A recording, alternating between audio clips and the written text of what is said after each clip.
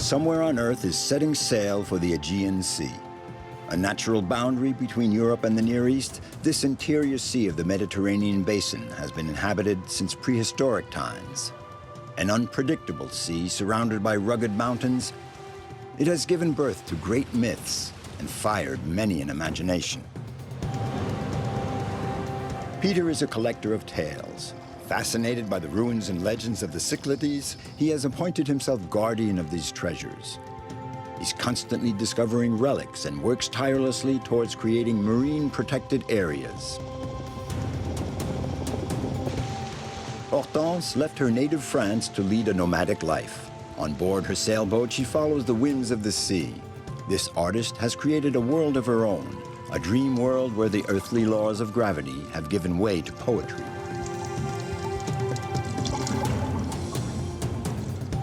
Muralis, an accomplished climber, has found his equilibrium on the most mythical of mountains. He lives year-round on the peaks of Mount Olympus, abode of the ancient Greek gods, where unspoiled nature guides his footsteps and nourishes his soul. Mount Olympus for me is the place where I live, and that's where I've done pretty much everything in a high emotional, spiritual, and mental level.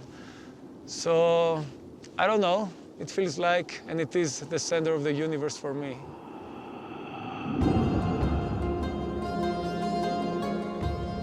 The Aegean Sea is a vast territory scattered with islands.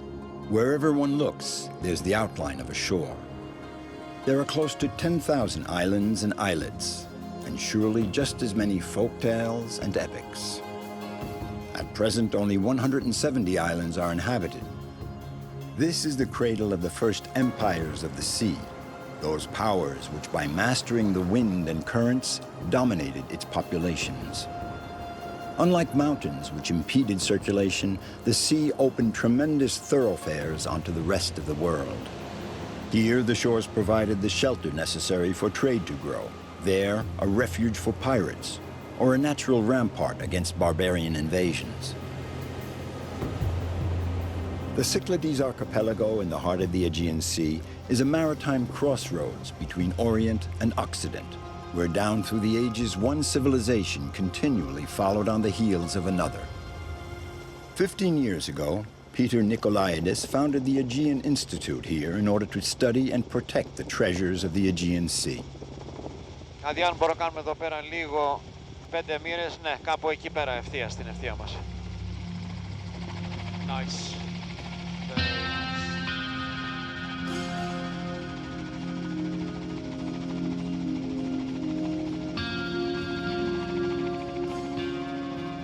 The level of the Mediterranean Sea has been continuously rising, covering certain traces of the past. Ancient Greece has still not yielded up all its secrets. The sea has swallowed them in places. So one has to take to the air to observe and measure these vestiges. I started studying these channels about 10 years ago. They really fascinated me. So I started thinking about the fact that they're so huge and there's so many around Paros that it must have something to do with a major economic activity. Now Paros has been exporting marble in a big way since 700 BC. So that's when we started building the Parthenon. So there was a need for a lot of marble. So I think this is most probably a very clever way to roll the marble onto ships or barges or whatever. So I've been spotting structures like this all over the island. This area is really wonderful for discovery.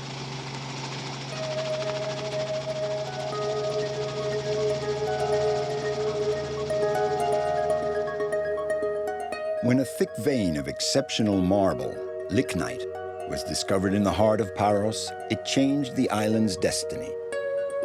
Thanks to its fine, translucent texture, this marble was highly prized by the greatest sculptors of antiquity. The frescoes of the Parthenon, as well as the legendary Venus de Milo, owe their deep eternal luster to this stone.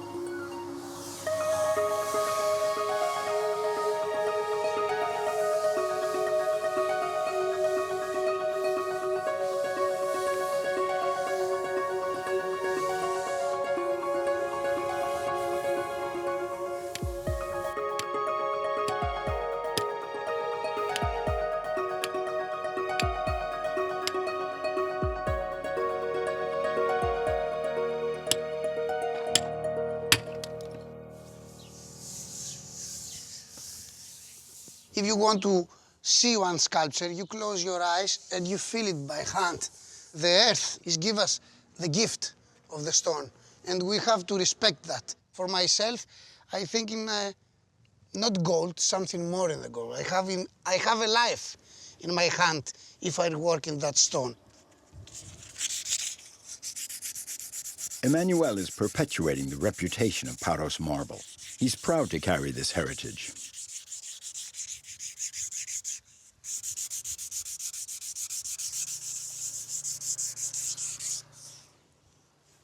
All of my work, if they have a mouth to talk, they say, leave me alone for all the time and touch it, touch it, touch it, touch it. I couldn't remember how many times I have do that, many times.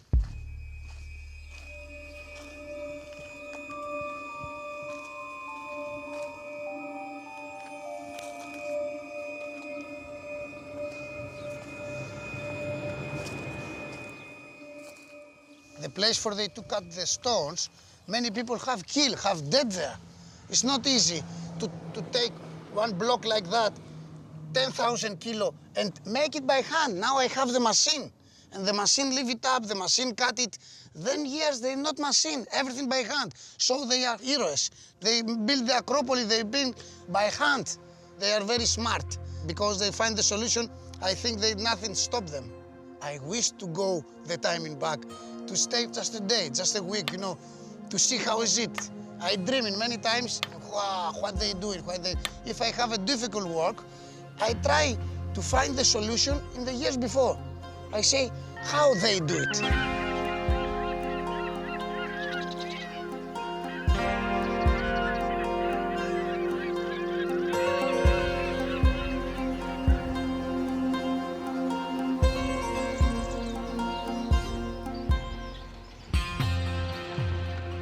The marble of Paros retains a part of its mystery. Peter, eager to get his information firsthand, has come to the Marati quarry to meet Emmanuel.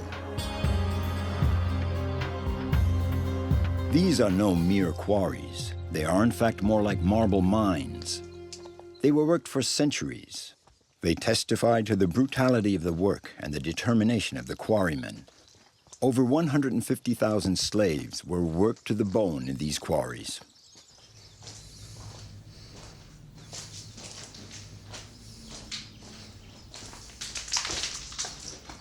Look at that here. It's very wide. You see that? The small piece there. Yeah, yeah. Stuff like that they want. Yeah, not the next one. Yeah. That one they want. So, and here you see how they finish the roof. Look. All of that. Thousand million tick, tick, tick, tick, tick, tick, tick. Yeah. Hammer and the... Incidentally, the hammer in ancient Greek is called tukos. Tukos. Tuk, tuk. Tuk, tuk, tuk.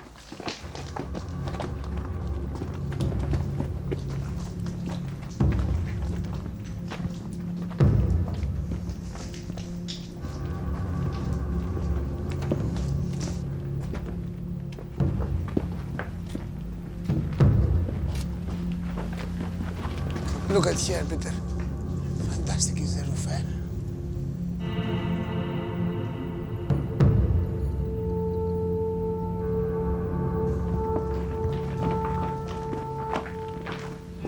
This stone was so prized that the quarrymen went to unprecedented lengths to extract it. The finest marble lies deep in the bowels of the mountain, so they had to move thousands of tons of earth and stone to reach the heart of the vein. Some of these galleries are 500 meters long. The soft, fragile stone would break easily, and then it would be worth less.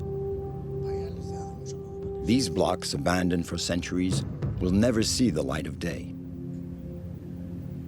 That piece of stone, for example, we are best in all the world because you can put the light and say the normal is 10 centimeters. They say for transparent, yes. Yeah. But look at here, it's more than 10. Here is 15, 20, or easily. They have not a battery many years before. So you have an oil lamp. Yeah, exactly. That's the lichnia, and they put the lichnia back of the marble, and they look inside the light. That is give the name lichnitis. So the Parian marble have the name lichnitis. Lichnos. Lichnos, yes. Right. The French writer Jean Giono said, when mysteries are very clever, they hide themselves in the light. The history of the Cyclades is made up of these many highlights, and there's still much to be learned beneath the shimmering surface of the sea. Peter, an underwater engineer, has been diving for over 50 years. He has been applying his technical know-how to oceanography. This is a marine protected area, at least on paper. But now what I'm trying to do is to implement this. And within these marine protected areas, it's not only the fish that we want to grow in size and numbers, but it's an area where you can run experiments, we can run research, you can learn, you can enjoy, geology, biology, and technology. Okay.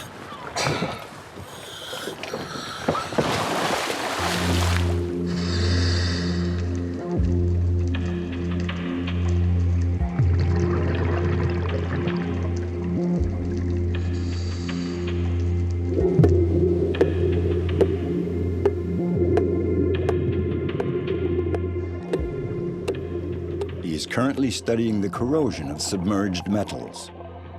Peter sets up an array of samples on site. They'll be checked regularly. The objective is to analyze the degradation of the wrecks around Paros in order to better preserve them.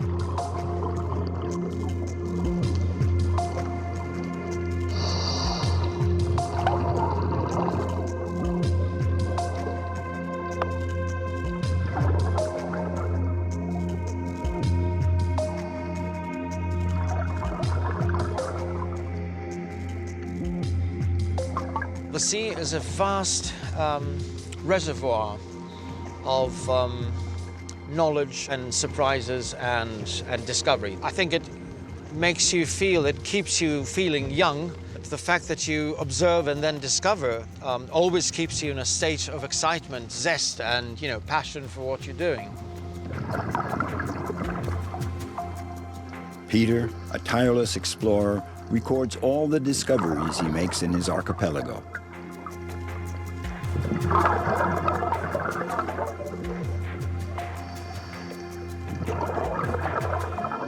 Knowledge is really the ultimate emancipator. Wherever I look, I see geology, biology, archaeology, history, or just plain beauty, aesthetics. So this kind of thing, I think, has a very, very positive effect on the mind, the brain, the soul, or whatever you want to call it. And you do feel a sense of elation, calm, harmony, all these nice words.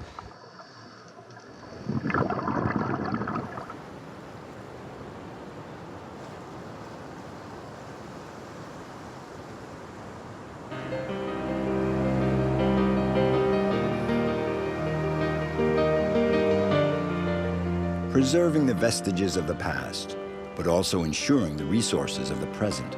The future of the Cyclades lies in its coastlines. Peter devotes all his time and energy to protecting this fragile equilibrium. He travels the islands, working with other active players in the spirited life of the archipelago. I see myself as an interface between the fishermen and sort of local communities in Cyclades and the research and scientific community. And we are putting together a plan to create a network of marine protected areas in the Cyclades. That's extremely important because it's been done in the rest of the Mediterranean, in France and Italy and Spain, and it's very successful. And we haven't done anything like that in Greece. So until 2020, we're supposed to have 10% of our seas under protection. On the island of Santorini, they are celebrating a small victory. A marine protected area has just been established.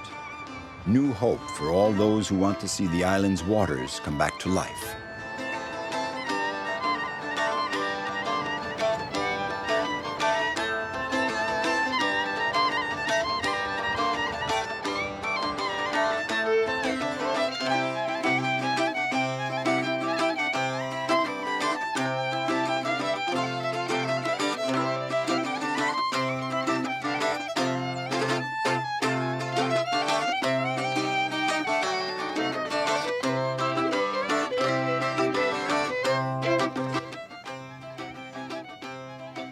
Οπότε φαίνεται ότι οι προστατευόμενες It seems to me that the protected maritime area that you had proposed θα είναι ετούτη εκεί will πέρα, be that one right over there. που υποδείξατε εσείς. The fishermen have accepted it, but we have to agree on the distance. Yes, right. Kyriakos Prekas is the union representative for the traditional fishermen. He and Peter are working with others at finding alternative solutions to ensure the survival of Santorini's fishermen. What'll save us is being legally permitted to become fishing guides for the tourists. That'll breathe new life into our industry. Well, for you, the stakes are really high. That's right, Peter. You know, as soon as we have the authorization to take tourists on board, we'll adapt our boats.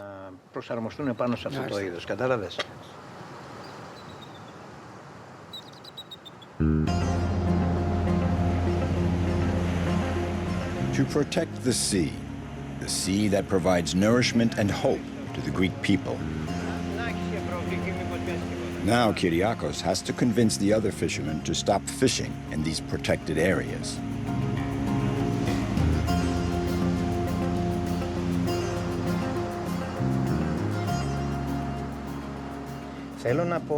You know, I'm almost 60. Our grandfathers and fathers left us a sea alive with fish. Back in their day, they were careful, so they didn't need marine protected areas. Nowadays, they're a necessity because we've ransacked everything. The entire planet should take a serious interest in the sea. I really believe that. Ωχ, τη θάλασσα την αγαπώ. Τη θάλασσα την αγαπώ και την ποτίζω μέλι, γιατί την ταξιδεύουμε κορμάκια σαν αγγέλη. Για μολά, για λέσα, για σου θάλασσα μπαμπέσα. Για σου θάλασσα μπαμπέσα, για μολά, για λέσα.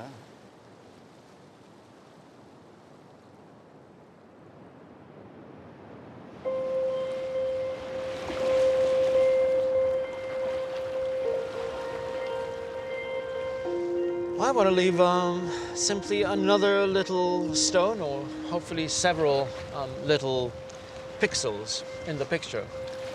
I think this is what I could contribute. The fact that everything's important, everything is part of the puzzle, is just knowing how to connect the dots and look at the larger picture.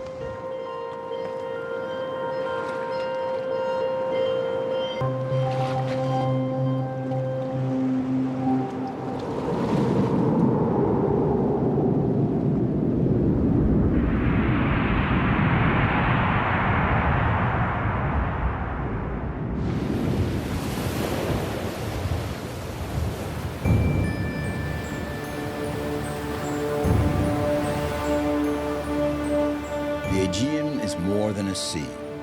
It's the realm of Aeolus, god of the winds. The sea, flanked by mainland Greece and Turkey, acts as a funnel which accelerates the winds from the north. Aeolus blows hot and cold. In the summer, he unleashes the Meltem. In winter, the Boreas, violent winds that cut the islands off from the rest of the world. In that case, the Greek port authorities declare apagoreftiko, sailing prohibited. Station from 496 sailing yacht. Yes, good morning, sir. I'm calling you regarding the weather forecast in the area around Ratimno for the next 24 hours. Over. The weather for the next 12 hours is northerlies 5644. Okay, thank you, sir. Have a good watch. Bye-bye. Silent out. I like having to adapt to different conditions, feeling that I'm not part of the normal world. Diving is a million miles from that world. All the rules change, the ones we're born with. The weightlessness, the sound, the way of seeing things. You have to use your body in a totally different way. You don't get that anywhere else but on the water.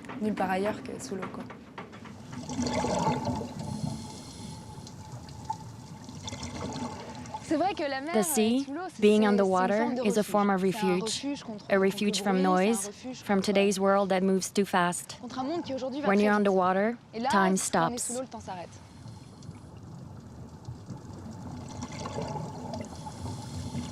To experience the world in a different way. Hortense Le Calvez made her first dive at the age of 17. She soon turned professional and became a diving instructor.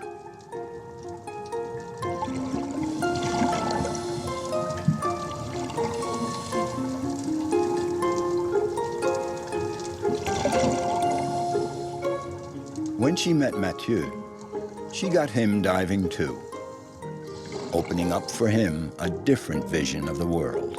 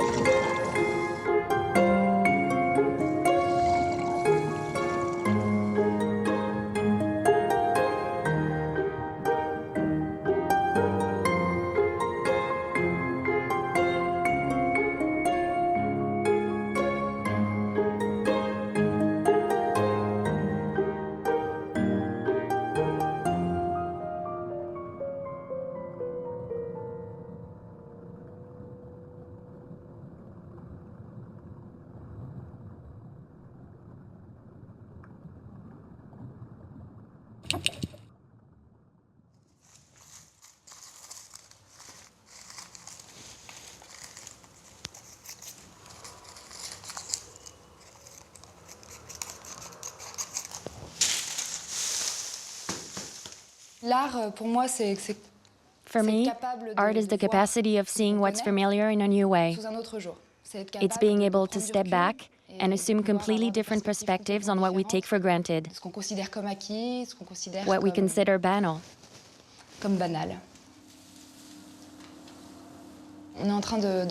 Now we're working on an installation called Posidonia. The inspiration came from the Posidonia seaweed. We recreated as if it had taken over certain objects, as if they had already spent a length of time in the water.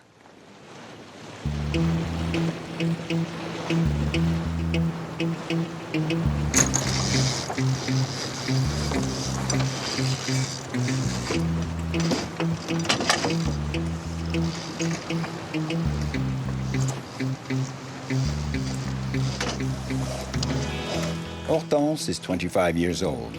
She studied fine arts in Amsterdam, then sculpture in London.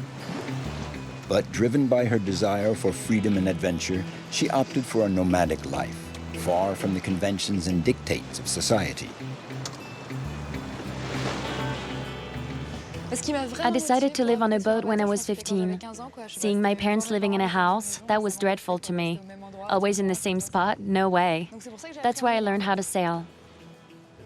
For me, sailing was above all an escape route. On a boat, anywhere you go, you're at home. It's awesome. Hortense and Mathieu share the same passion for the sea. They've been sailing together for 3 years. This boat has become their only home.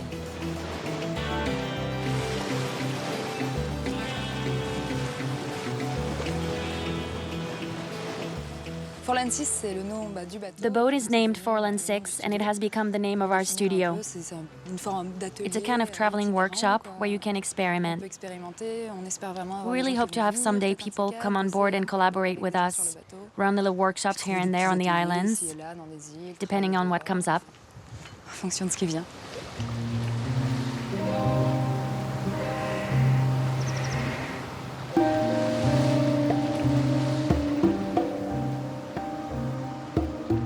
Crete, last landfall before Africa, the largest island of the Aegean Sea.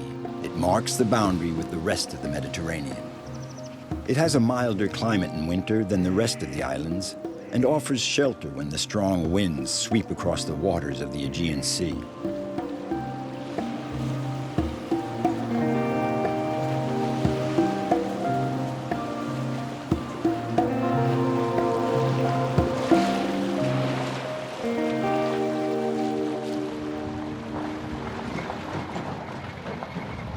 Hortense and Mathieu have spotted a peninsula, Balos, on the western tip of Crete that might be a good place for a dive.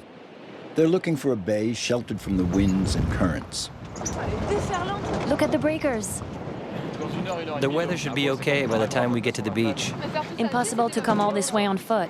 Yeah, no way. We're lucky you picked us up. The studio is very new. We only started at the beginning of the winter, in December. Yeah, this adventure only started 4 or 5 months ago.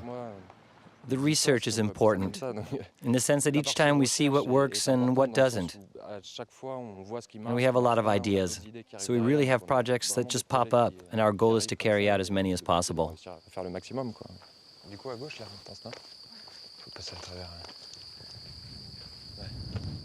Mathieu was an officer in the French merchant marine.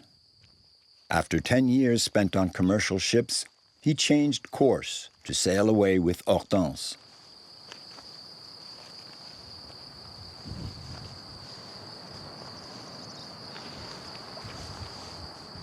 The location scouting is very important because each installation demands a specific setting. For some pieces, we'll be looking for crystal clear water. Others will want a sandy bottom or rocky formations. Like laundry, for instance. We really needed to find big rock formations to attach the two ends of a clothesline. It's different every time.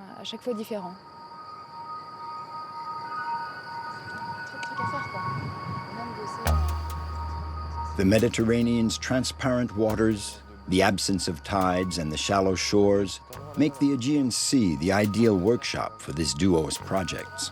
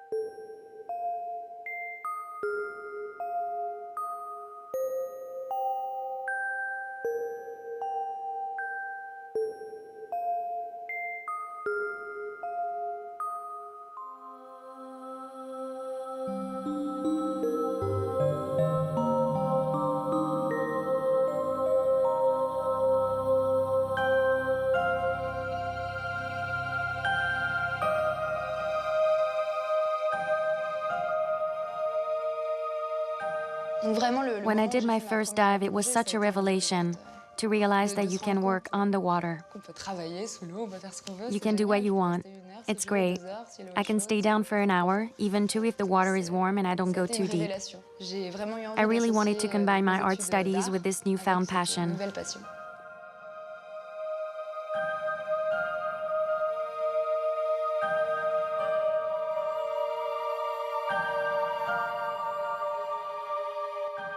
The photography is really the trace of this fleeting moment. It's not the end of that moment, and it's not the goal either. It's the outcome. It's what we can share, for now.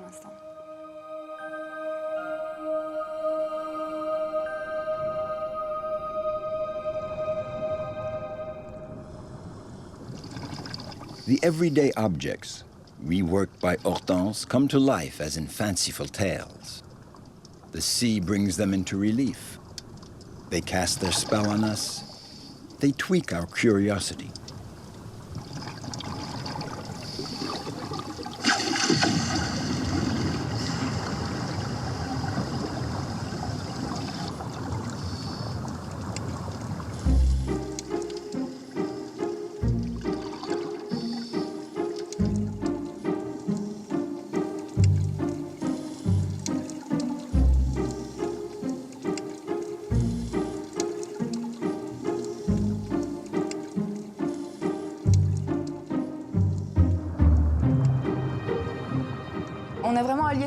We really combine all our passions in order to create images, to surprise people, to amuse them.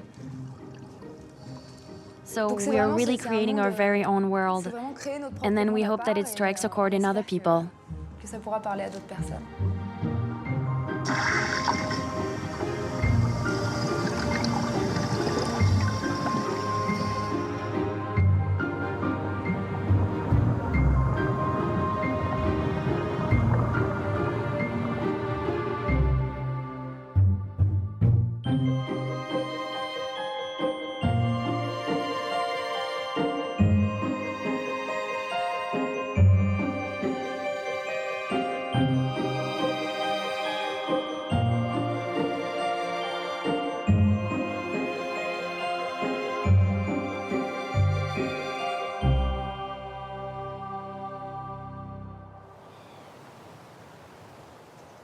To shed convention and break free of the norms.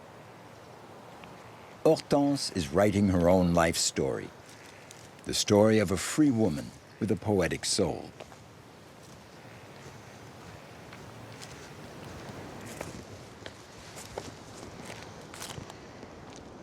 The sea has taught me everything. It's always been a great source of inspiration. I've always sailed. I've always lived close to the sea. I couldn't do without it. The sea, it's my home. It's my childhood. It's the only place where I feel good.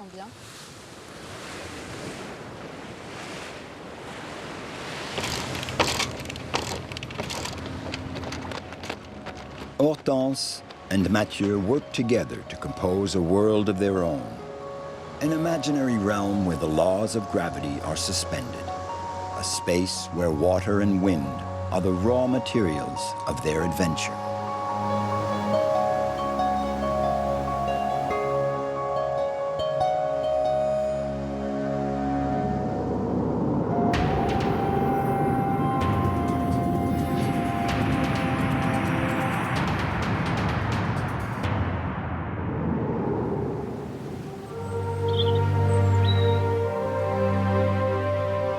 Like cathedrals thrusting towards the heavens, the meteora are a masterpiece of nature.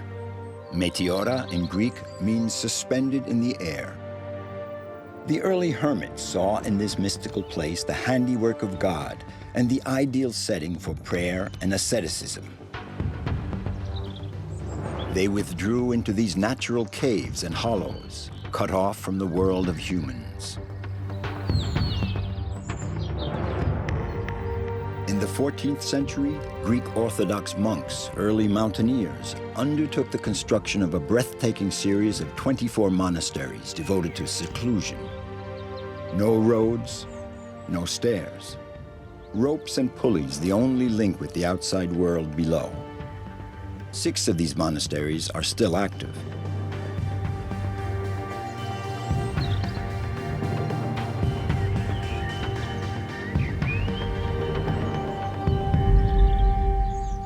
This site has lost nothing of its mystical aura.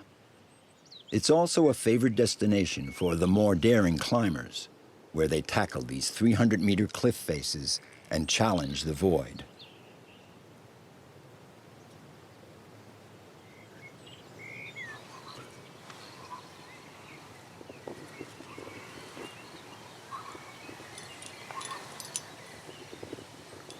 Michalis Stilas is one of these rock climbers for whom the sky is the only limit. To climb as high as the gods. For some, it's a way of life. For others, a profession of faith. Ultimately, the quest here at the Meteora has been the same for centuries. Solitude, silence, and ecstasy. When you're in difficult positions, you really focus on the next millisecond. And it's really, your whole universe becomes just a tiny bit of rock or of ice, and your whole life and your whole inner existence depends on this tiny bit of rock and ice. When a second becomes a century, then everything else is easy, just easy. That's the beauty about climbing. It's the instant, and it's the greatness of the wide. To go knocking at heaven's gate, Michalis has taken up year-round residence where no one else dared to live before. At over 2,600 meters altitude, in one of the highest refuges in Greece. He is the guardian of Mount Olympus. This place over here is it's the balcony of the refuge, because you have the void just past this point. So first, when you're close to the edge, you feel more mortal, which is a thing that we tend to forget in our out of the mountain life. And then it's the view. You know, when you have the gap and the air under your legs, you feel like a little god, you know. So yeah, it's definitely a very exposed place, and when you're very close to a dynamic place like this, you get a little higher.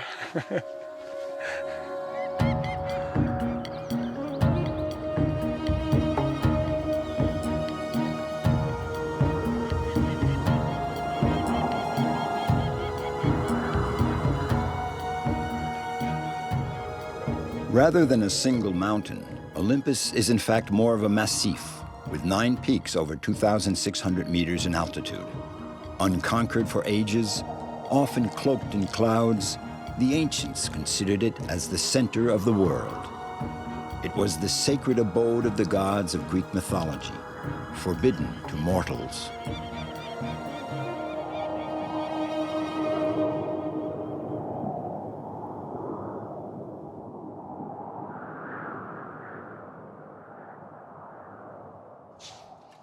In the heart of the winter, which lasts 6 months here, there can be up to 4 meters of snow on the ground.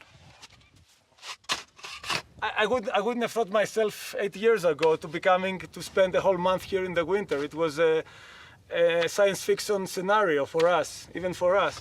But when you live in the nature and you adapt with the rules of nature, then everything becomes really easy. You know, first your mind adapts to a certain idea, to the conditions, to the natural conditions, and then everything else follows. Now you get ready to climb.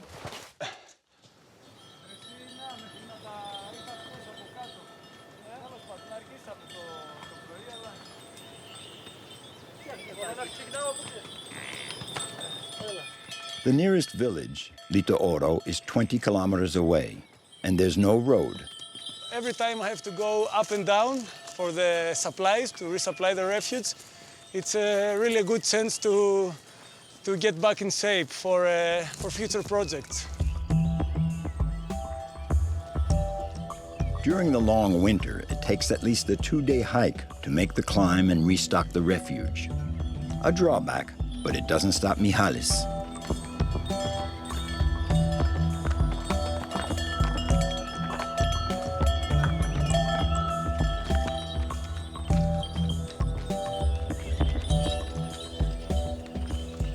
I have been climbing on Mount Olympus for 30 years. In the last 10 years, I'm managing refuge Kakalos. So I can't remember how much times I climbed since my youth up on this place. Pretty much it's countless times. Just if you think that only this winter I've been there 35 times, only in the winter. That means that for the past 10 years, a great proportion of my life belongs to Mount Olympus.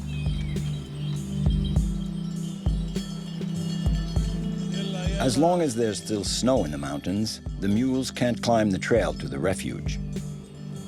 They come halfway up, then they have to turn around and head back down to the Aegean Sea. From there on, the climbers have to backpack the supplies the rest of the way up. Βάλα κιόλας, έλα ρε, ευχαριστώ.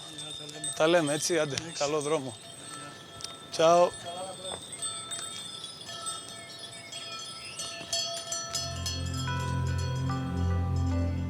Mount Olympus, in the northwest of the Aegean Sea, has fascinated people ever since they've lived in Greece. Its feet in the sea and its head in the clouds, it rises to close to 3,000 meters. Its flanks slope gently into the Mediterranean. It's the highest mountain in Greece. And in the dying rays of the sun, its shadow stretches far into the sea.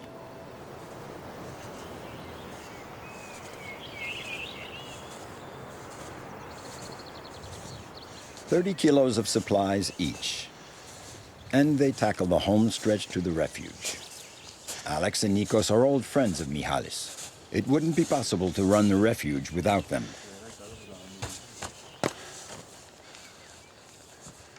Well, house is officially assigned as the place that you get to spend most of your time, right?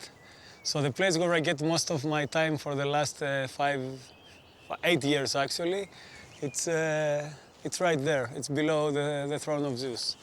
So the refuge for me is my house because that's where I work, that's where I live, that's where I ski, that's where I climb, that's where I'm hoping to do my research in the future and put all these things together in the blender, and it makes a home, a very nice home.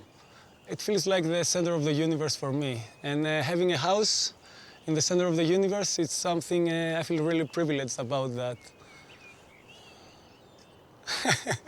What else?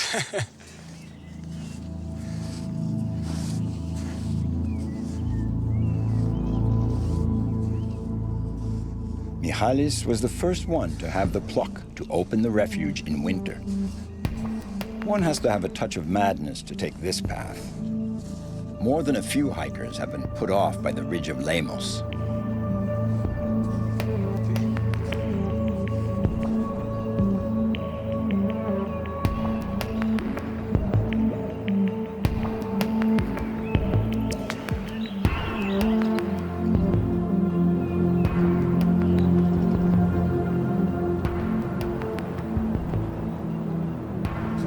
With a sheer drop of 1,500 meters, the slightest fall would be the last.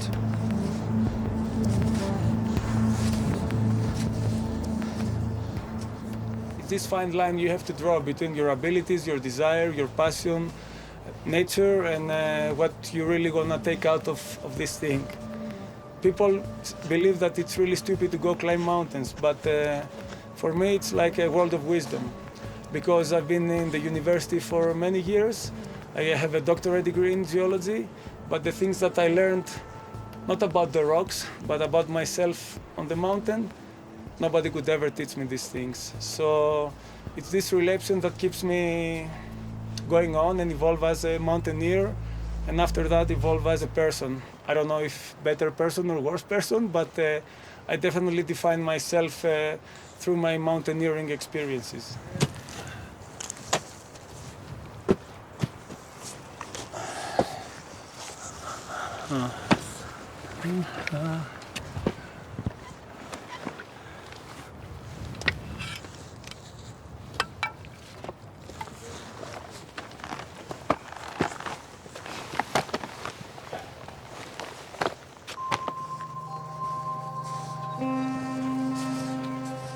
Christos Kakalos refuge, perched on the plateau of the Muses, was named after the first Greek to climb Olympus. It was 100 years ago.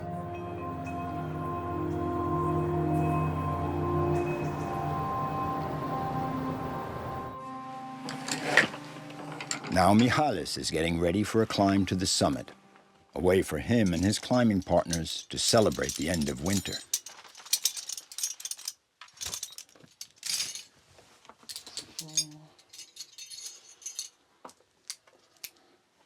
I got hurt in the mountains maybe more times than I should have, and that's not because of the mountain. It's just because of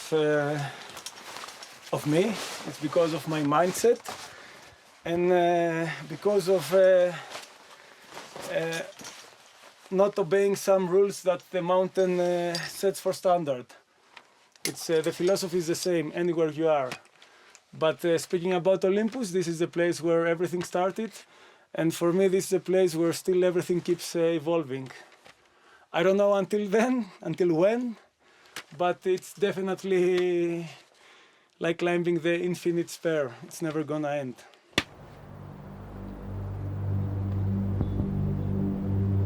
Mount Olympus as a base camp, the ridgeline as horizon, and the summits as leitmotif. Michalis has tackled the most demanding mountains on Earth: the Alps, the Andes, the Rockies, the Himalayas. He took part in the only Greek expedition to climb Mount Everest.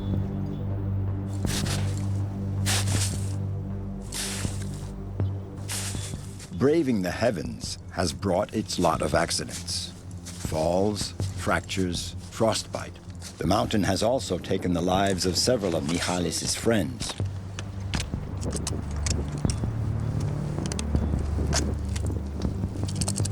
You accept even dying. You're never going to die, of course, but sometimes you have this really high emotion when you're up there, and when you're over the edge, that you say, okay, I'm gonna push it a little more, and it's worth my life. But my experience tells me that this is not the case. I go in the mountains to get more life, not to give my life. This is really addictive, to be honest with you. I can't change that for anything in my life.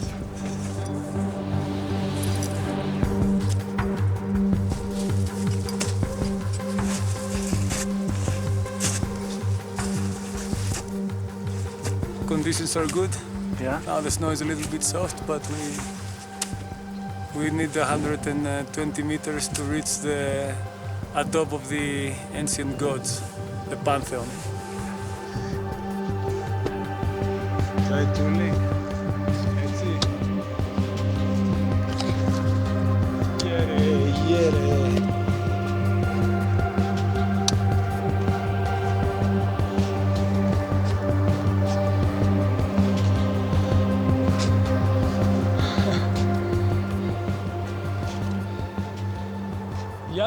Hello, Zeus.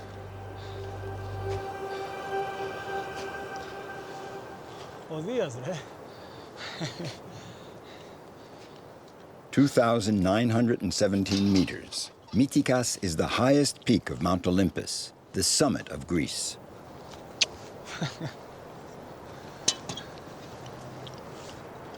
Ah.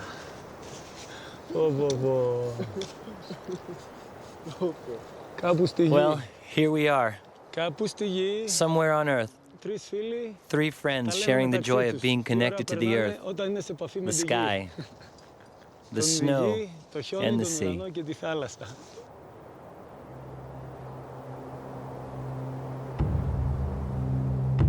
Michalis Stylas has never been religious, but like the ancient Greeks, he feels the force of this place. The throne of Zeus, the god of the gods, is an intimidating sight for mere mortals. It's above all the sculptor of the greatest of the divinities, a masterpiece of nature. For the ancients, the abode of their 12 gods and goddesses was this eyrie perched on the balcony of the world, caressed by the Aegean Sea, suspended in the air, and cloaked in eternal snows.